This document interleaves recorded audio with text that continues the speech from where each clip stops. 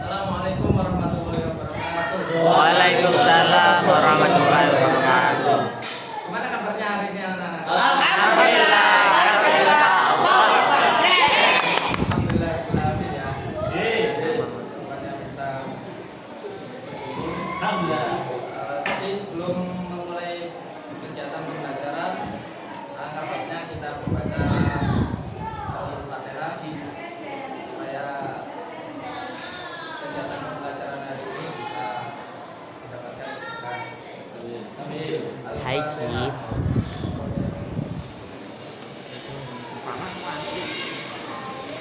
This is your dad and Jadi sebelum mulai pelajaran, tak absen dulu ya. iya pak. Nanti pas tak absen, Iya pak. kalian bilang suatu kata kayak contohnya Hai kids. pas tak teluk This Faiz. is your dad. Jadi kalian bilang saya sedih atau apa gitu. Paham ya? Jadi kalian bebas kalian apa bilang bad mood atau kalian suka kalian ya. Maka satu kata ya. Aku kebelet Ahmad Faiz Salahuddin. Saya tidur dulu. Ayo. Ya. Ahmad Sobahul Khair. Hai. Dir.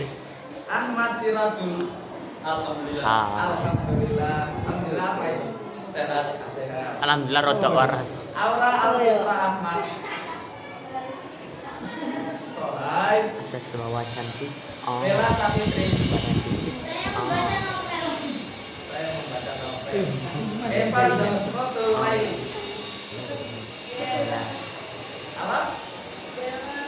Yaren. Yare. Yare. Fawas Amir. Hadir. Hadir. Faza Amiratul Aulia. Atas bawah cantik. Ah. Nanti silane opo? Berbadan dikit. Ah. Esa Adinda. Hah?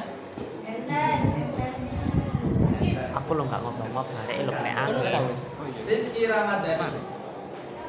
Menunggu apa? Rahasia. Cekok kok kok. Yusuf Sentrino. Hai kids. Terus This is your dad. Asal Musoli. Saya senang. Saya senang sampai man ini posisinya.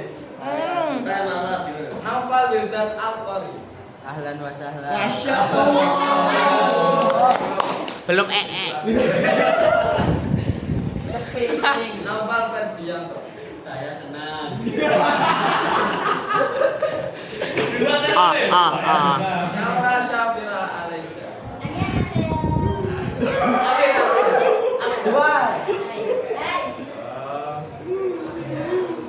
Putri Ambarsari. Ada. Apa? Ada. Oh, Ada tahu. Rabiatul Muzayana. Ni hao. Hao. Iya, apa? Halo, Oh, halo. bahasa Cina. Kalian paham apa nih? Kagak. Gue nggak Rahmatul Asya. paham. Gue nggak paham, Cok. Apa? Jelaskan. Wow, bahasa Mandarin. Lu orang mana emangnya? By the way, lu orang mana? Karo sama ya, Pak. Murong itu mana? Salman. Widya Zahira.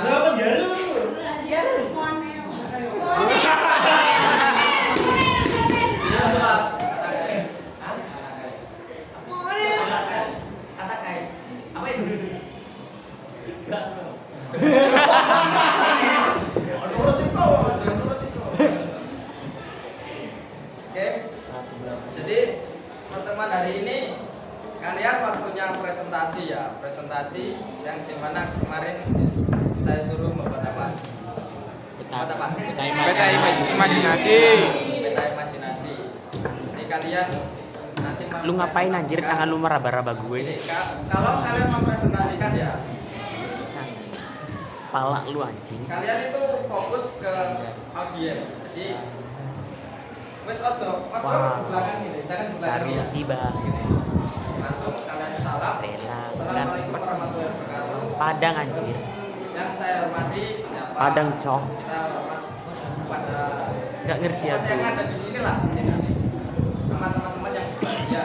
Terus di sini kelompok kami akan mempresentasikan gini bla bla bla bla gitu ya. Iya. Terus akhirnya By the way lu paham gak sih? paham kan? Lu paham siapa yang diajarin sama beliau? Sekarang mulai kelompok berapa? Gue kagak paham. Tiga. Sing Sing gorong oleh nilai, Pak. Nggih, Pak. Tiga, Pak. Tiga. Tiga empat. Kelompok dua. Dua, Pak.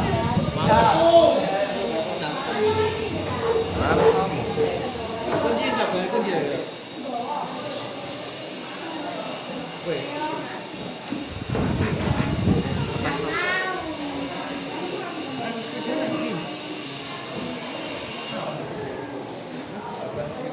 Abang Oh, enggak.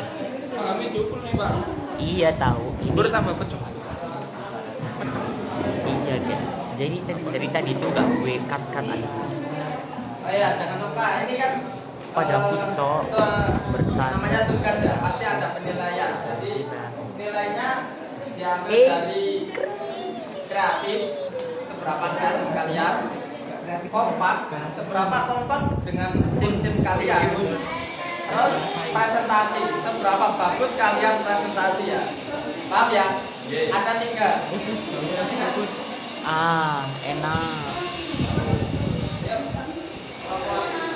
Lu kal wajahmu ganyeng.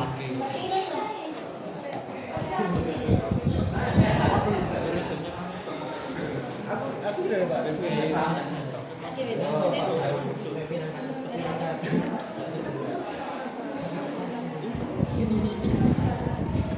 Halo anak-anak.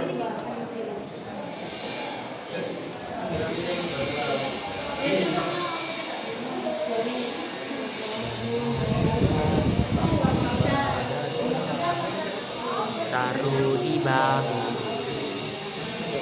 relakan.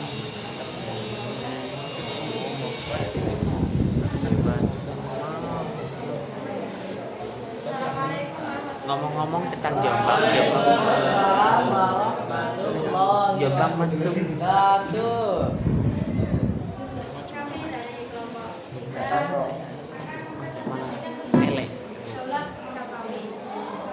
Sebelumnya perkenalkan, nama saya Rahmatul Afian dan ini Putri Ambarsari, Nur Syafira Alayusya, Bella Safitri dan juga Evan Zulaiman. Kita dimulai dari yang pertama yaitu sejarah berdirinya. Sejarah berdirinya dinasti Syafawi bermula dari Tarekat Syafawiyah yang didirikan oleh Safi al-Jin 1253 sampai 1334 Masehi di Azerbaijan. Dalam perkembangannya, tarekat ini mendapat banyak pengikut, bahkan hingga kepemimpinan al-Jin Musa yang berkaitan Syafi al-Jin. Namun, gerakan tarekat Syafawiyah mulai berubah mendapat pembinaan ke-15 ketika dipimpin oleh pimpinan al-Jin Musa yang bernama Syekh Brunei. Syekh Brunei adalah sosok yang mau sangat, sehingga tarekat Syafawiyah berubah menjadi militer dan mulai meluaskan pengaruhnya di bidang politik dan militer. Gerakan Syafawiyah kemudian bergerak ke wilayah Iran hingga berhasil terbuka dari pemerintahan Timuriyah yang didirikan oleh Timur Leng pada abad ke-14. Sejak kemunduran dinasti Timuriyah, secara politik Iran telah terpecah dan lahirlah berbagai gerakan keagamaan beraliran Syiah. Kayo remeta.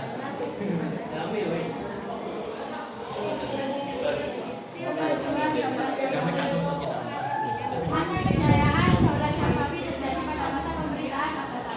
Di antaranya adalah yang pertama, yaitu di Napoleon. Abbas I berhasil memperluas wilayah kekuasaan seperti Armenia, Azerbaijan, dan juga Iran. Yang kedua yaitu di bidang ekonomi.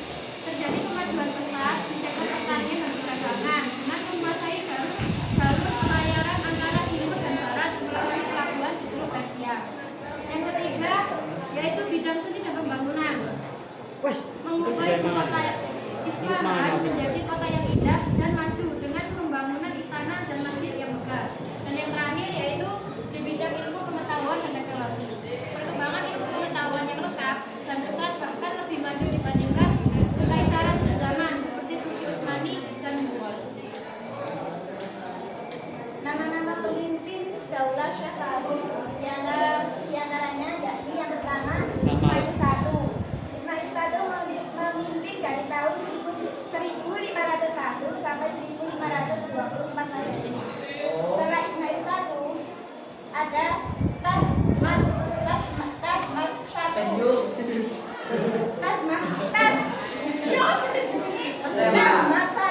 memimpin pada tahun 1524 sampai 1576 Masehi. Setelahnya ada Ismail II memimpin pada tahun 1576 sampai 1577 Masehi. Setelah Ismail II ada Muhammad Qodabanda memimpin dari tahun 1577 sampai 1587 Masehi. Yang kelima ada Abbas I memimpin dari tahun 1587 sampai 1629 Masehi. Yang keenam Safi Mirza memimpin dari tahun 1628 sampai 1667 Masehi. Setelah Safi Mirza ada Abbas II memimpin dari tahun 1642 sampai 1667 Masehi. Setelah Abbas II ada Sulaiman memimpin dari tahun 1667 sampai 1694 Masehi. Oh gitu. Yang kesembilan ada Husain memimpin dari tahun 1694 sampai 1722 Masehi. Yang ke-10 ada Tahmasp II memimpin dari tahun 1722 sampai 1732 Masehi. Yang terakhir dipimpin oleh Abbas III. Abbas III memimpin dari tahun 1733 Masehi sampai 1736 Masehi.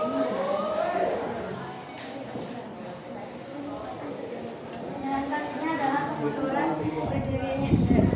Daulah Safawiyah.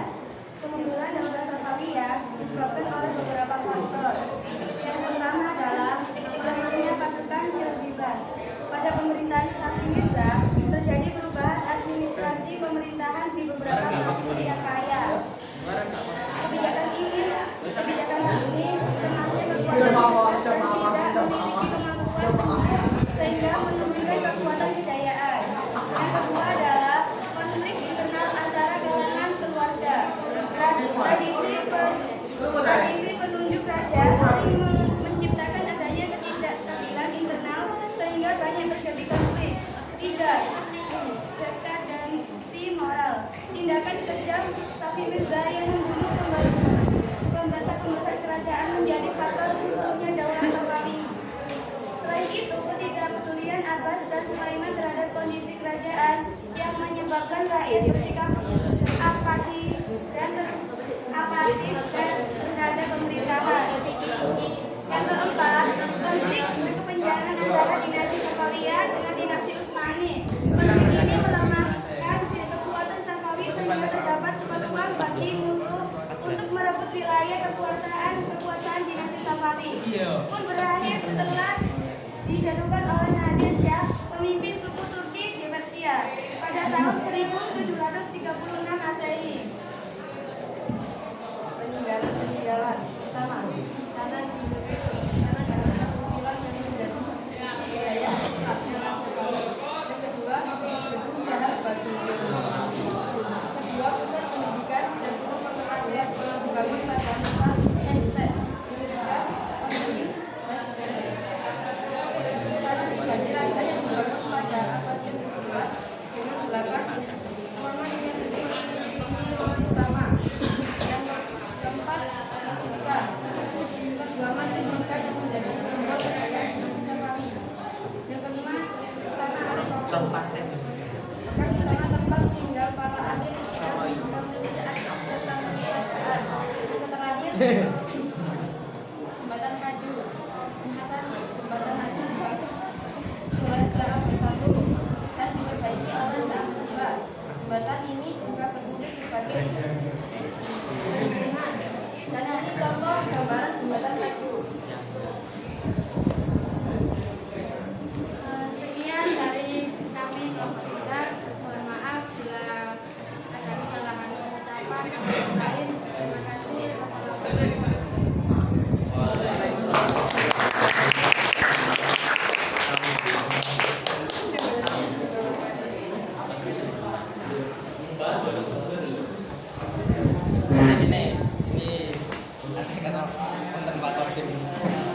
nanti kalau presentasi jangan lupa ditambahi ya.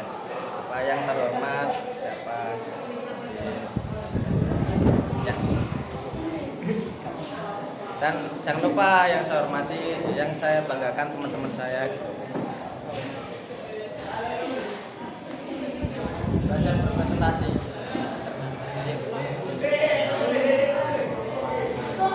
Sawi, berapa menit ini? Udah 10 menit. 10 menit. Itu 16 ya?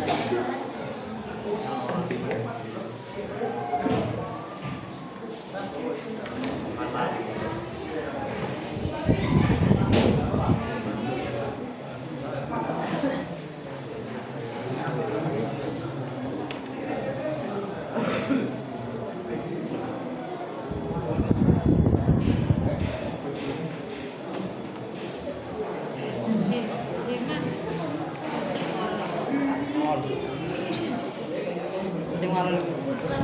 Wih, jangan terima kalau jangan.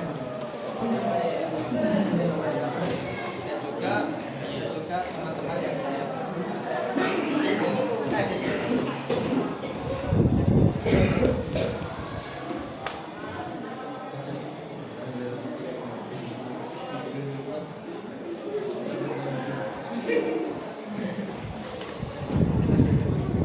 Assalamualaikum warahmatullahi wabarakatuh.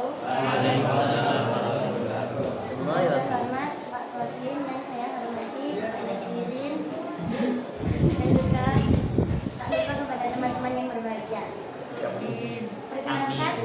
Perkenalkan kami dari kelompok 4 akan mempresentasikan tentang dalam muat.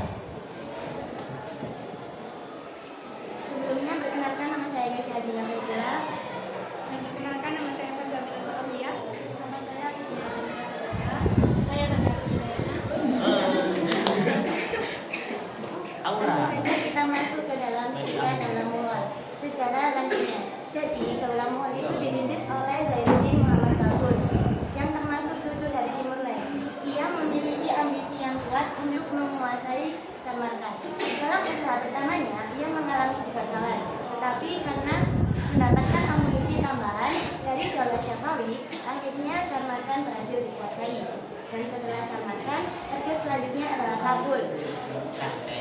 Dan setelah Kabul berhasil dikabulkan, Zainuddin Muhammad Babur melanjutkan ekstensinya ke India. Nah, saat itu India dalam keadaan krisis di bawah pimpinan Ibrahim Lodi. Akhirnya Ibrahim Lodi berhasil dikalahkan dan meninggal dunia dalam perang dahsyat yang terjadi di Panipat pada tanggal 21 April 1526. Akhirnya Zainuddin membawa kemenangan dan mendirikan pemerintahannya di Delhi. Dengan demikian berdirilah Daulah Mughal. Strategi Daulah Mughal. Setiap kepemimpinannya memiliki strateginya masing-masing. Yang pertama,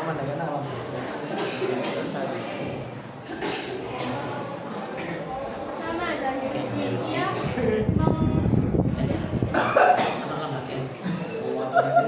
membangun fondasi pemerintahan dengan membuka Melayu.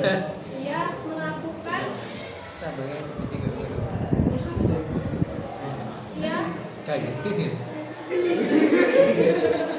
konsolidasi kekuatan pada periode pertama. Yang ketiga, Jalaluddin Akbar. Dia memiliki pemerintahan yang berjalan militeristik dan berhasil menguasai banyak wilayah di situ. Yang keempat, Kadimat. Dia membangun bangunan yang megah di ibu kota, salah satunya yaitu Jakarta. Yang kelima, Aurangzeb. Dia melakukan sentralisasi kekuasaan dan dia juga berhasil menguasai bagian India Selatan. Yang keenam, Shah. Dia penguasa yang lemah dan tidak mampu mengatasi konflik di pemerintahannya. Selanjutnya ada Zehadan. Dia menaklukkan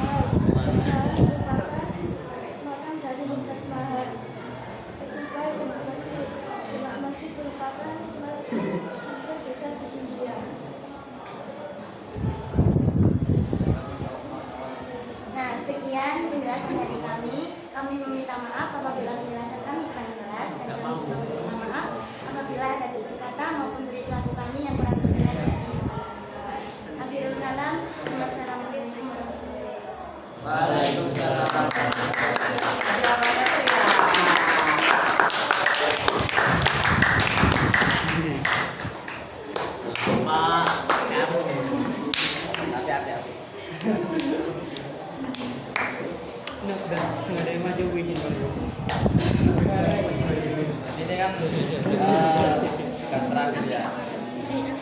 Paham aja Pak. Kalian tahu nggak kenapa kalian tak suruh buat peta konsep? Tahu nggak? Coba cari tahu lah. Cari tahu. Karena apa? Melatih kreativitas siswa.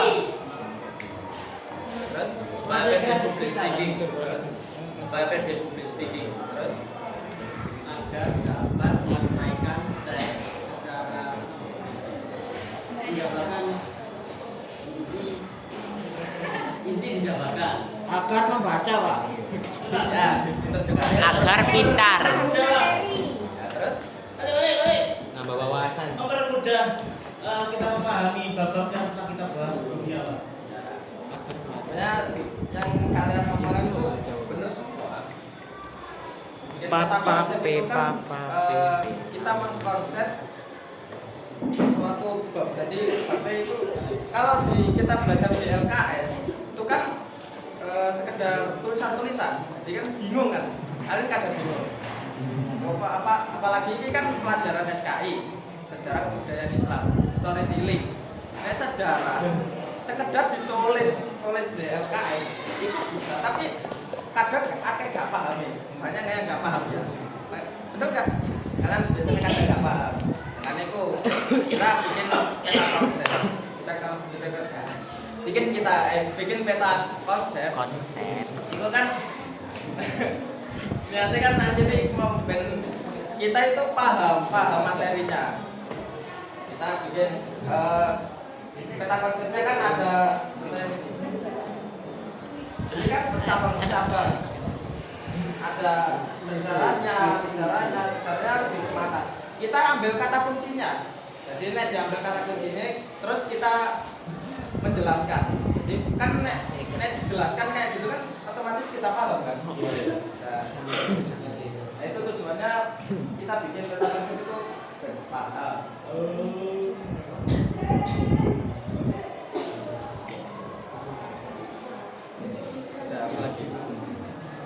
Lanjut kelompok. Iya, lanjut Pak. Boten sampai sedanten Pak. Niki dereng Pak niki. Pak.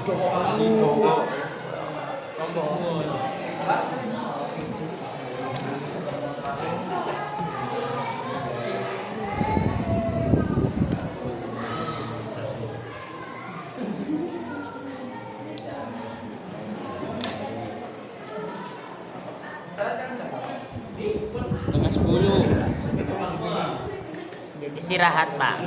Kurang. Jadi cukup untuk pertemuan hari ini. Ya. Kalian paham tentang materi-materi apa yang telah dipelajari. Karena ini terakhir ya, jangan lupa nanti kita foto-foto ya. Iya. Ya, jam berapa ya? Sampai jam berapa? Setengah 10. Iya tak? Pun sampai saniki mawon. Hah? Ya, jam berapa? Ayo. Hah? Lengkap. Nanti aja bisa.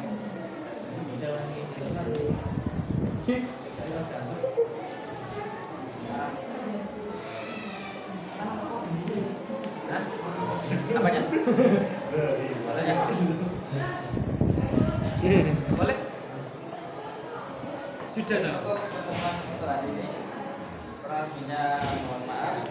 Saya akhiri. Assalamualaikum warahmatullahi wabarakatuh. Waalaikumsalam warahmatullahi wabarakatuh. Assalamualaikum warahmatullahi wabarakatuh. Waalaikumsalam. Isma di promo ya, Mas promo. Petipun lah. Mulai. Alhamdulillah ini di penghujung Acara. hari, penghujung hari pertemuan sama Mas Porono. Oh. Penghujung hari sampai bertemu dengan Mas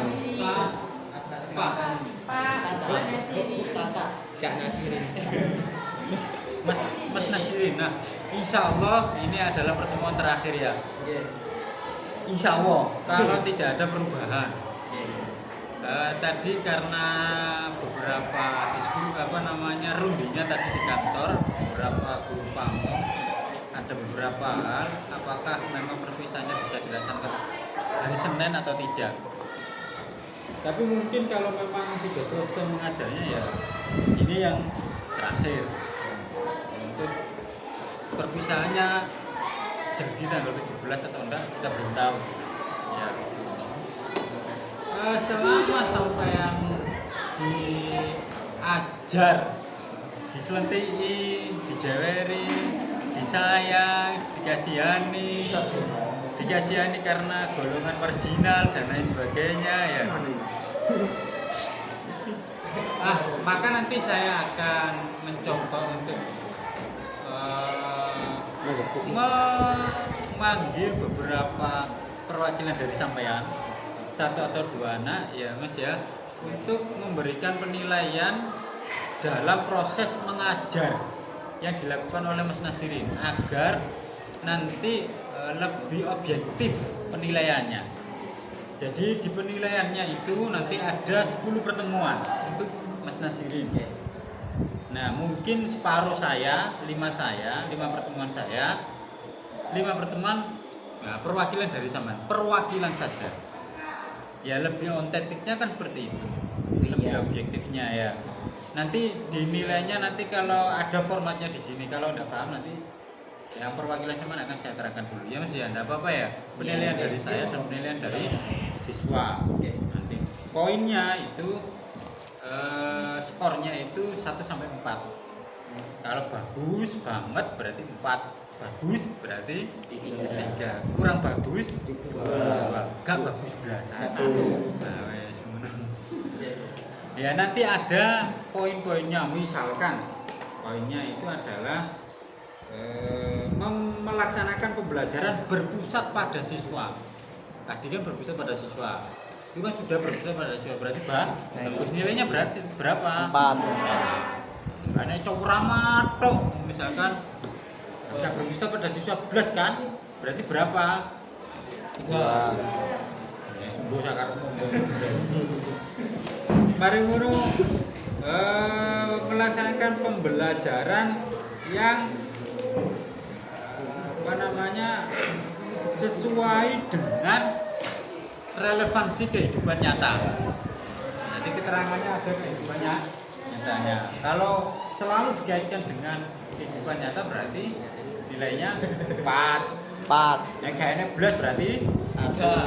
Ujung 1 orang min 1 Pak. Ya itu ya. Nah, nanti kenapa? Karena ya sama juga belajar untuk diajar oleh selain dari Bapak Ibu guru sampean. Nah, Mas Nasirin juga belajar untuk mengajar, sama-sama belajar. Dah cukup saja saya akhiri. Assalamualaikum warahmatullahi wabarakatuh. Waalaikumsalam. Istirahat Pak. Terserah Mas Nasirin ini kan. Alhamdulillah.